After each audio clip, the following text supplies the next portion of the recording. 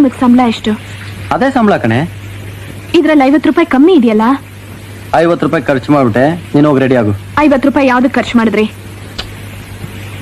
50 ರೂಪಾಯಿ ಯಾವ್ದಕ್ ಖರ್ಚು ಮಾಡಿದ್ರಿ ಅಂತ ಕೇಳ್ದೆ. ಹೇಳಲೇಬೇಕಾ? ಅದಕ್ಕೆ 2 ಸತಿ ಕೇಳಿದ್ದು.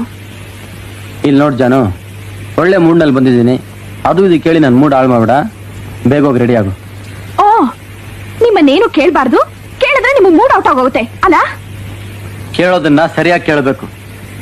50 ರೂಪಾಯಿ ಖರ್ಚು ಮಾಡಿದೀನಿ ಅಂದ್ರೆ ಸುಮ್ಮನೆ ಇರೋದು ಬಿಟ್ಟು ಏನಾಯ್ತು ಏನಾಯ್ತು ಅಂತ 100 ಸತಿ ಕೇಳ್ತಾ ಇದೆಯಲ್ಲ. 100 ಸತಿ ಕೇಳೋವರೆಗೂ ನೀವ್ಯಾಕೆ ಬಾಯಿ ಮುಚ್ಕೊಂಡಿರ್ಬೇಕು? ಸಂಬಳನ ಹಾಗೆ ತಂದ್ಕೊಟ್ಟು ಖರ್ಚಿಗೆ ಬೇಕು ಅಂತ ಕೇಳಿ ತಗೊಳ್ಳೋದು ತಾನೆ. ನಾನು ಗಂಡಸು, ಸಂಪಾದನೆ ಮಾಡೋನು ನಾನು, ಖರ್ಚು ಮಾಡೋ ಅಧಿಕಾರನೂ ನನಗಿದೆ.